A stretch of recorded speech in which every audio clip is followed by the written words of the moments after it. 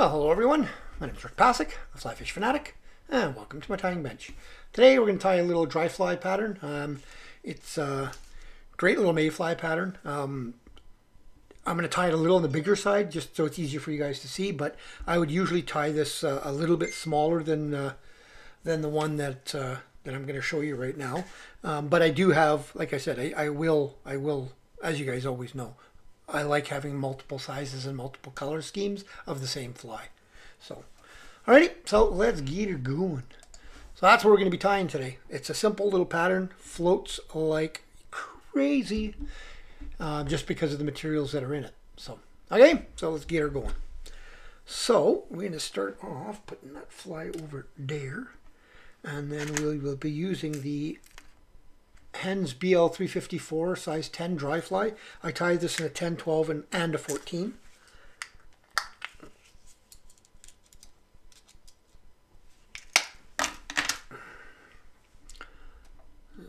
Just get that in the vise. Nice short little shank on there. I'll be using some Semperfli Classic waxed in the gray. It's almost like a blue dun, kind of. It's hard to see. But it's kind of a gray blue. I'm going to be using the Hens number 15 CDC. Sometimes I'll also use the Hens number 7, which is kind of that matches more of the thread, the blue dun thread. But today I want to tie the same one that I showed you guys here. Okay, so and I'm going to be using some Semperfli Kapok dubbing. I think it's the cream. Yeah, cream is the color that I'm going to be using. Cream right here. Okay. Sometimes I tie it in the Danica. I actually like it in an actual more of a blue dun, but I just ran out of it, so I do so much darn tying. So okay, actually, I've just noticed that my thread is wrapped, and that's going to make things difficult. So there we go. Okay, so I'm just going to lay a base layer down. Doesn't have to be too particular here. About between the tip and where the barb would be, give or take. Somewhere in that area. You don't want too huge of a body on this. So I'm just going to come back up to about there. And then I'm going to use some of the Danville's oval tinsel, size 14 in gold. I also use the same in silver. I really like this flat tinsel for this. It just doesn't add as much bulk, but you definitely see it, right? It stands out, and that's what I want. I want that segmentation of it to stand out. So just tie that in on my side. Let's make sure that's tied in nicely all the way to the front there, and then all the way back. I'll stop right there. I'm going to put this into my material clip to keep it out of my way, and then. And for those that don't know, that's what, like, I mean, it's a pretty basic thing, but that's what these springs are for. Like this one has it here, some of them have it around the shaft. It's just a material clip to keep the material out of your way, right, out of your hair. So, so next I'm going to take some of this Kapok dubbing in the cream. Don't want to lose my CDC there. So this Kapok dubbing dubs on really nicely. You'll run into the odd piece like this in there. It kind of gets packaged, gummed together. It like you can see here, it just pulls apart really easy. This dubbing is actually the seed pod of the Kapok tree, and this stuff floats forever and a day. It's the stuff they used to use back in the 60s and 70s for life jacket filling. So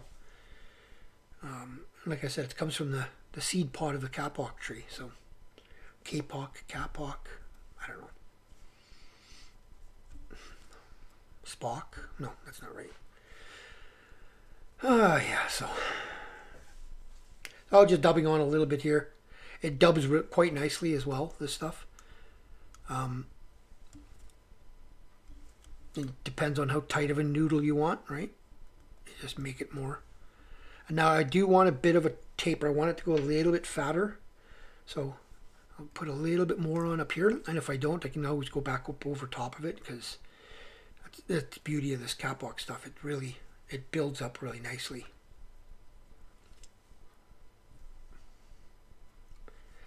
You see what I mean? How nicely it noodles on.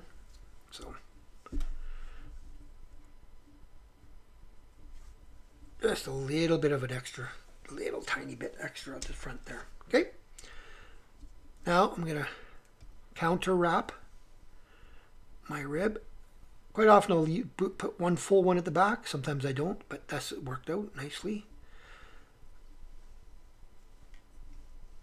And one more. Bring it around there.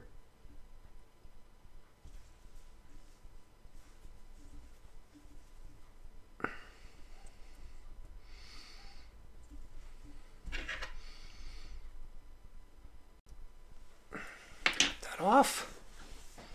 Alrighty. So there we go. If I can zoom in anymore, I don't know. I put a different lens on today. I'm not sure if I like it with this lens, but can't zoom in quite as close, but that's okay. You guys can see better what I'm doing then. Okay, now that that's done, I'm going to come back onto that a little bit, and then I'm going to get 2 of the gray CDC feathers or the blue dun, whichever one you want to tie, because that's what I'm calling this one, is the blue dun, because it's got that kind of that gunmetal-y bluey gray kind of. So, but so I'm just stacking the 2 on top of each other, making sure the tips line up as best as possible. Because all I'm going to do with this is I'm just going to take it and I'm just going to kind of brush all these material forward and just give myself a little wing package like that. Okay. And I'm going to lay it right there. I want it to about the bend of the hook. Right about there. Half a dozen turns. See where it's sitting. It's sitting pretty good there. 3-4 turns in front. Nip this off. Don't throw it away, because you can use this for the next stage. I've got some in my material clip already, but you can now take all this and just stroke it back, and then you can catch this in your material clip, right? Which I've already done with leftovers from the last fly I tied. Okay. So now I'm just going to do a spin, unthread, untwist this thread. I'm going to bring my magnifying glass over because I'm blind. Just to split the thread. You can do a dubbing loop here if you like. It's up to you. I like the control I get from a split thread technique myself. But see if I can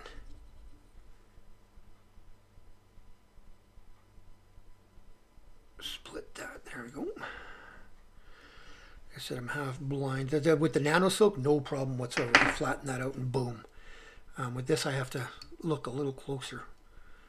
So now I look away, because if I look through the magnifier, it screws me up. So I'm just going to make sure I pull these tips just a little bit, because I don't want too much of the butt. I want this longer. Now I'm going to pinch, give my thread a bobbin a spin, and then let it go. Let that spin transfer over to the CDC here. Tighten it up.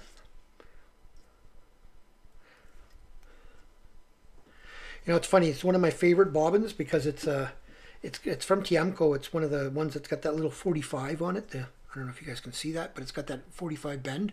Love how it feels in my hand. Terrible for doing this dubbing, this spin, the split thread technique, because it just wants to flop all over the place, right?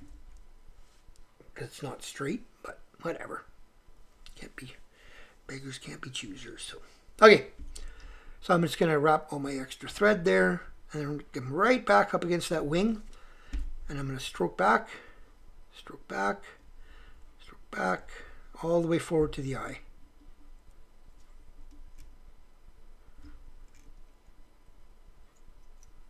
Build a little bit of a head. Don't worry about the little bit of that excess CDC there. Take care of that next here.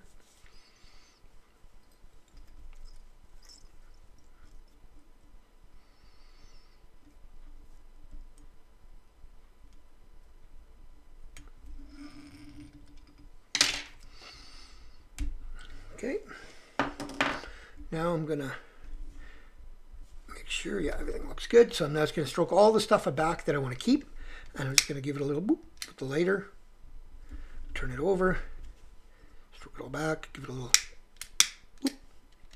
That's it. It just burns those little extra little CDC hairs. Now these really long ones like this, I'll just give them a little pull off. I don't want them, I know the odd one a little longer than the tail's okay, but, and then I'll just take and just give my CDC a bit of a stroke out, brush out, just to make sure nothing's caught. And there she is. Oh, I actually did pull out. Oh, there we go. I can cut that. So yeah, that's it. That is the finished product. Great little dry fly pattern. Floats forever because of the CDC that floats. It's got the natural, that's a preening feather, right? A little hair came out. That's the preening feather from the duck, right? So it's just full of oils, right? So it floats forever, and this Kapok stuff just forever and ever. It floats actually probably better than foam does. So forever. So yeah, it's just a simple little clean little fly. It's got it's just when those fish see that silhouette, right? And you can actually spread this the CDC wing out if you want. You get that nice little silhouette in the water. Nice rough looking little fly. It's really buggy, so they kind of go buggy for it. So alrighty. So I hope you guys enjoyed that one. It's like I said, I don't do a ton of dry flies, but these are pretty effective little flies. Done really well with this one tied in the bluish dun kind of color, and this color on the Skagit River down in outside of Hope, BC. Yeah, trout really like these little guys. So and if you wanted a little scruffier again, you can actually, before you tie it in your wing, you could have just given the Kapok a little bit of a scrub with your Velcro, and it would have made it a little buggier again. But I find with the wing and then doing this front piece of CDC that you put it in the front with on your loop, it just makes it look really buggy as it is. So you don't really need to do that. So, all right, hope you guys enjoyed that one. If you did, give her a thumbs up. Where are you? There you are. Thumbs up. And if you subscribed, thank you. If you have not, please consider doing so. And yeah, we'll see you guys on the next tying video. Tie lines, everyone.